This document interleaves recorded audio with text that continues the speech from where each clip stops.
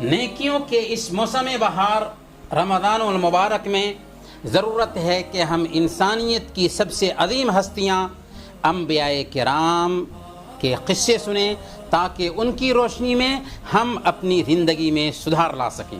تو آئیے سنتے ہیں پروگرام نبیوں کے قصے۔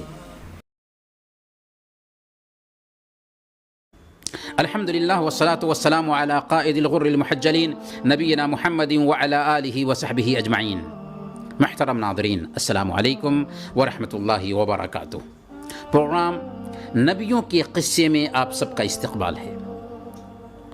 آدم علیہ السلام کی وفات کے بعد آدم علیہ السلام کے بیٹے شیث علیہ السلام نے دعوتی کاز سنبھالی تھی۔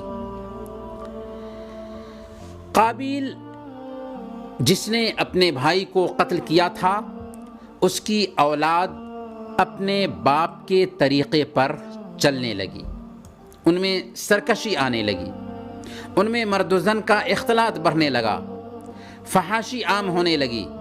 تو حضرت شیث علیہ السلام نے ان کو سمجھایا، لیکن قوم ماننے کو تیار نہ ہوئی۔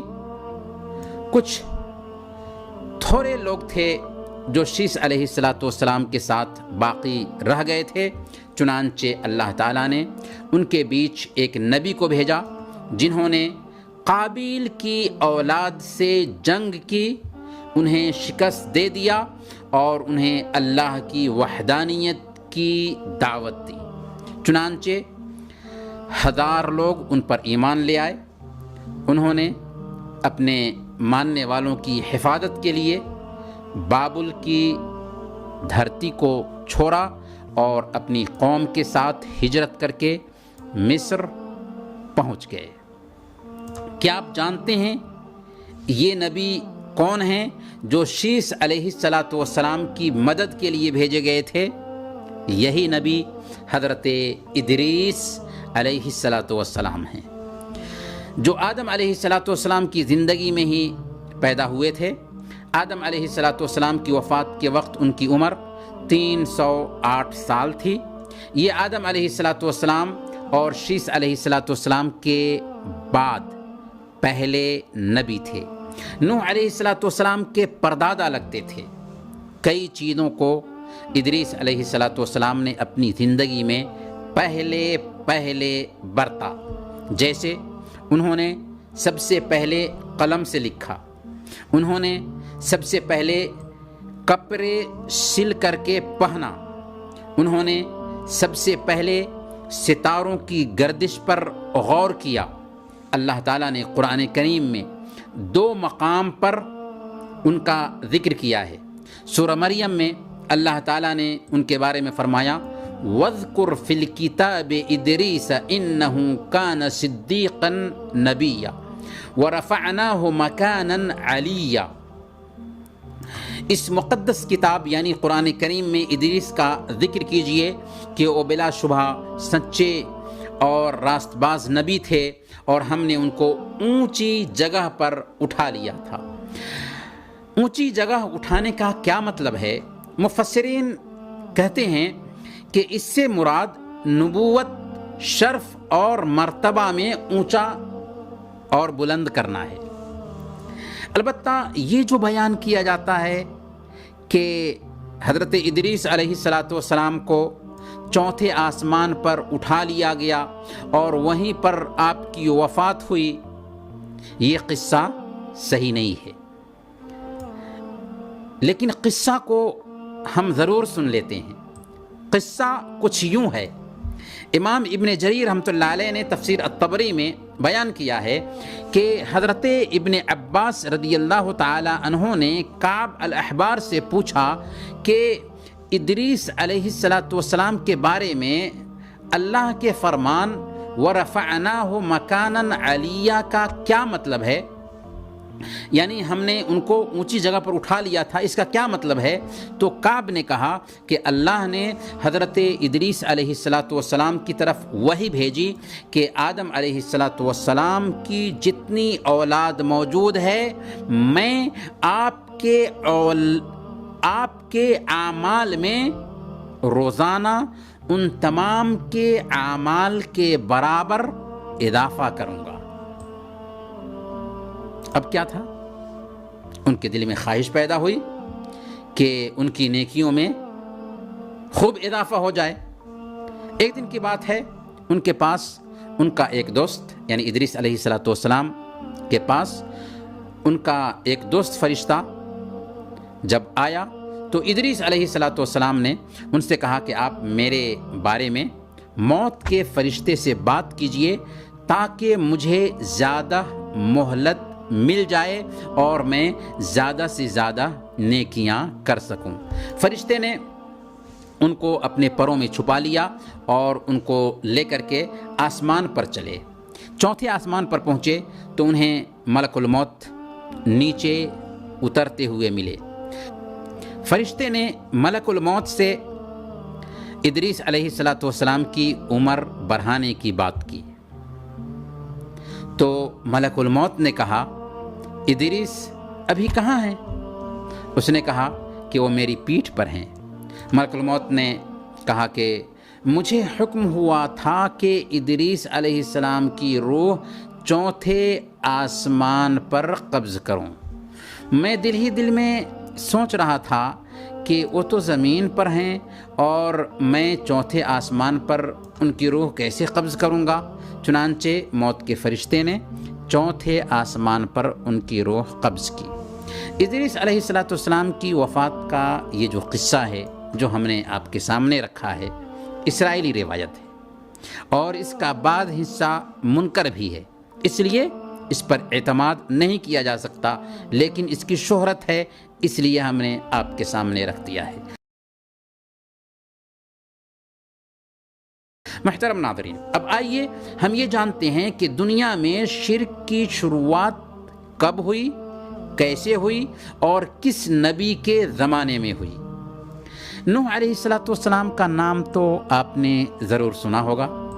آدم علیہ السلام کی وفات کے بعد نوح علیہ السلام پیدا ہوئے۔ دونوں کے بیچ 10 صدیوں یا 10 نسلوں کا فاصلہ پایا جاتا ہے اور اس وقت تک لوگ اسلام پر تھے، شرک کا شائبہ تک اس بیچ میں نہیں پایا گیا، لیکن 10 صدیاں بیتنے کے بعد ان میں شرک در آیا۔ وہ کیسے ہوا، کیسے شرک کی شروعات ہوئی؟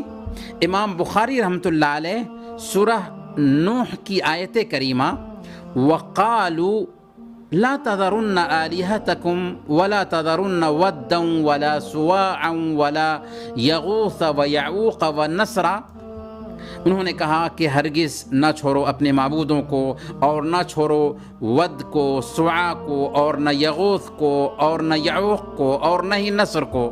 اس آیت کریمہ کی تفسیر میں امام بخاری رحمۃ اللہ علیہ ابن عباس رضی اللہ تعالیٰ عنہ کا قول نقل کرتے ہیں کہ یہ نوح علیہ السلام کی قوم کے نیک لوگوں کے نام ہے۔ ہذہ اسماء رجال صالحین من قوم نوح۔ جب وہ فوت ہو گئے تو شیطان نے ان کے دل میں یہ بات ڈالی کہ کیا ہی اچھا ہوتا کہ ان کے مجسمے بنا کر اپنی مجلسوں میں رکھا کرتے تاکہ انہیں دیکھ کر تمہارے اندر انہی کے جیسے نیکیاں کرنے کا داعیہ پیدا ہوتا۔ یہ شیطانی چال ان ظاہر پرستوں کو پسند آئی اور انہوں نے ان بزرگوں کے مجسمے بنا کر اپنی مجلسوں میں سجا دیا، اپنی مجلسوں میں نصب کر دیا، لیکن کسی حالت میں وہ ان کی عبادت نہیں کر رہے تھے۔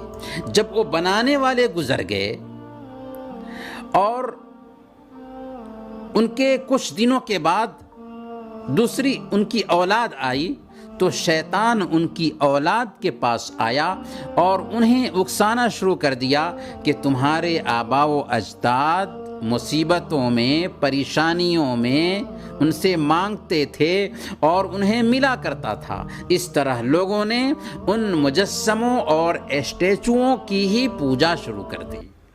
پیاری بھائیوں، اسی سے آپ اندازہ لگا سکتے ہیں کہ دنیا میں بت پرستی، قبر پرستی بزرگوں کی شان میں غلو کرنے کے نتیجے میں ہی پھیلی ہے۔ ود، سعا، یغوث، یعوق اور نصر یہ قوم نوح کے صالحین تھے، نیک لوگ تھے، جن کو ہم اولیاء کرام بھی کہہ سکتے ہیں، لیکن شیطان نے انسانوں سے ان کی شان میں غلو کروایا، یہاں تک کہ دنیا میں شرک پھیل گیا۔ جب شیطان لوگوں کو بت پرستی پر آمادہ کرنے میں کامیاب ہو گیا تو اللہ کی غیرت جوش میں آئی، اور اللہ تعالیٰ نے ان کے بیچ شرک کے پھیلنے کے بعد نوح علیہ السلام کو رسول اور نبی بنا کر بھیجا۔ قرآن کریم نے مختلف صورتوں میں نوح علیہ السلام اور ان کی قوم کا قصہ بیان کیا ہے کہ کیسے انہوں نے قوم کو دعوت دی، کیسے قوم نے نوح علیہ السلام کو جھٹلایا، کیسے طوفان برپا ہوا، اور کیسے اللہ تعالیٰ نے نوح علیہ السلام کی قوم کو غرقاب کیا۔ یہ ساری باتیں تفصیل سے قرآن کریم میں متعدد مقامات پر آئی ہیں، بلکہ اللہ تعالیٰ نے سورہ نوح نام کی مکمل ایک سورہ اتار دی۔ نوح علیہ السلام اپنی قوم کو سمجھاتے ہوئے کہتے ہیں، یا قوم اعبدوا اللہ ما لکم من الہ غیرہ انی اخاف علیکم عذاب یوم عظیم۔ اے میری قوم کے لوگو، اللہ کی بندگی کرو، اللہ کی عبادت کرو، اس کے سوا کسی اور کو معبود مت بناؤ، اس کے سوا کوئی اور معبود نہیں ہے، میں تمہارے حق میں ایک خوفناک عذاب سے ڈرتا ہوں، خوف کھاتا ہوں۔ اس مختصر جملے میں نوح علیہ السلام نے ایک اللہ کی خالص عبادت کی طرف دعوت دی تھی، اور یہ بھی واضح کر دیا تھا کہ مرنے کے بعد تمہیں اللہ کے پاس پہنچنا ہے، ایک ایک عمل کا حساب و کتاب چکانا ہے۔ کمزور لوگوں نے نوح علیہ السلام کی دعوت قبول کیا، لیکن قوم کے سرداروں نے آپ کی دعوت کا صاف صاف انکار کر دیا اور کہنے لگے کہ ہم تو آپ کو اپنے جیسا انسان دیکھ رہے ہیں، آپ کیسے نبی ہو سکتے ہیں؟ حالانکہ نوح علیہ السلام نے خود کہا کہ میں ایک انسان ہوں، تم ہی جیسا انسان ہوں۔ جب نوح علیہ السلام کی دعوت مسلسل جاری رہی تو کہنے لگے کہ اے نوح، اگر تو چاہتا ہے یا اگر تم چاہتے ہو کہ ہم تم پر ایمان لائیں تو ان کمزور لوگوں کو اپنے پاس سے دور کر دو۔ یہ کمزور لوگ ہیں اور ہم سردار ہیں، آخر دونوں اکٹھا کیسے ہو سکتے ہیں؟ نوح علیہ السلام نے قوم کو سمجھایا کہ وہ ایسا ہرگز نہیں کر سکتے کہ سرداروں کو قریب کرنے کے لیے کمزوروں کو دھتکار دیں۔ پیارے بھائیوں، یہی مطالبہ کفار قریش نے اللہ کے نبی صلی اللہ علیہ وسلم سے کیا تھا کہ آپ اپنے پاس سے کمزور مسلمانوں کو ہٹا دیں، ہم آپ کی بات سنیں گے، لیکن اللہ کے نبی صلی اللہ علیہ وسلم کو منع کر دیا گیا۔ برکیف موسیٰ علیہ السلام نے ان کو پیار سے، محبت سے، شفقت بھرے لہجے میں سمجھایا، دعوت دی اور کہا کہ میں اس دعوت پر تم سے کوئی اجرت کا سوال نہیں کرتا، بس میں تو تمہاری خیرخواہی چاہتا ہوں، مجھے تمہاری خیرخواہی اور ہمدردی مطلوب ہے۔ قوم نے سرکشی اختیار کرتے ہوئے کہا، اِنَّا لَنَرَاكَ فِي ضَلَالٍ مُبِينٍ، اے نوح ہم تمہیں کھلی گمراہی میں دیکھ رہے ہیں۔ ان نادانوں کی کم عقلی دیکھیے کہ خود گمراہی میں تھے اور نوح علیہ السلام کو گمراہ بتا رہے تھے، لیکن نوح علیہ السلام نے نبوت کی شان کو برقرار رکھتے ہوئے پیار بھرے لہجے میں فرمایا، یا قوم لیس بی ضلالہ ولکنی رسول من رب العالمین، اے میری قوم کے لوگوں، میں کسی گمراہی میں پڑا ہوا نہیں ہوں، بلکہ میں رب العالمین کی طرف سے بھیجا گیا رسول ہوں۔ یہاں داعیان دین کے لیے سبق ہے کہ وہ نہایت ہی مثبت انداز میں، پازیٹیو انداز میں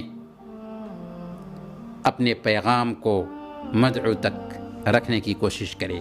غرض ہے کہ نوح علیہ السلام نے قوم کو ہر طرح سے تبلیغ کی، دعوت دی، رات کو بھی، دن کو بھی، تنہائی میں بھی، اعلانیہ بھی، ترغیب کے ذریعہ بھی، ترہیب کے ذریعہ بھی، لیکن کوئی طریقہ کارگر نہ ہوا، بلکہ ان کی اکثریت گمراہی، سرکشی، بت پرستی اور گناہوں کے ارتکاب پر ڈٹی رہی، یہاں تک کہ نوح علیہ السلام کو مار دینے اور جلا وطن کر دینے کی دھمکیاں دینے لگے۔ نوح علیہ السلام کی دعوت کا یہ سلسلہ 1 سال اور 2 سال نہیں، لگاتار 950 سال تک چلتا رہا۔ وہ ایسے سرکش لوگ تھے کہ باپ مرتے وقت بیٹوں کو وصیت کر جاتا کہ نوح پر ایمان مت لانا اور ہمیشہ ان کی مخالفت کرتے رہنا۔ جب کسی کا بیٹا بڑا ہوتا اور اس کی باتیں سمجھنے لگتا تو باپ اپنے بیٹے کو نصیحت کرتا کہ زندگی بھر نوح پر ایمان مت لانا، گویا ان کی فطرت بالکل مسخ ہو چکی تھی۔ یہی وجہ تھی کہ انہوں نے نوح علیہ السلام سے عذاب کی مانگ کی۔ انہوں نے کہا، یا نوح قد جادلتنا فاکثرت جدالنا فأتنا بما تعدنا ان كنت من الصادقین۔ اے نوح، تم نے ہم سے جھگڑا کیا اور بہت کر لیا، اب تو بس وہ عذاب لے آؤ جس کی تم دھمکی دے رہے ہو، اگر تم سچے ہو۔ نوح علیہ السلام کو یقین ہو گیا کہ اب ہماری قوم ایمان لانے والی نہیں ہے، بلکہ خود عذاب کا مطالبہ کر رہی ہے، تو انہوں نے اللہ تعالیٰ سے دعا کی، رب لا تذر علی الارض من الکافرین دیارا انک ان تذرهم یضلوا عبادک ولا یلدوا الا فاجرا کفارا۔ میرے رب، ان کافروں میں سے کوئی زمین پر بسنے والا نہ چھوڑ، اگر تو نے ان کو چھوڑ دیا تو یہ تیرے بندوں کو گمراہ کریں گے اور ان کی نسل سے جو بھی پیدا ہوگا بدکار اور سخت کافر ہی ہوگا۔ اس طرح اللہ پاک نے نوح علیہ السلام کی دعا قبول کی اور کافروں اور ظالموں کو ان کے انجام تک پہنچانے کا حکم دے دیا۔ لیکن یہ کیسے ہو سکا؟ کس طرح قوم کو تباہ و برباد کیا گیا؟ اور قصہ نوح میں ہمارے لیے کیا کیا اسباق ہیں، کیا کیا دروس ہیں، ان سارے نکات کو جانیں گے اگلے ایپیسوڈ میں۔ تب تک کے لیے اجازت دیجیے۔ وصلی اللہ علی نبینا محمد وعلی آلہ وصحبہ اجمعین۔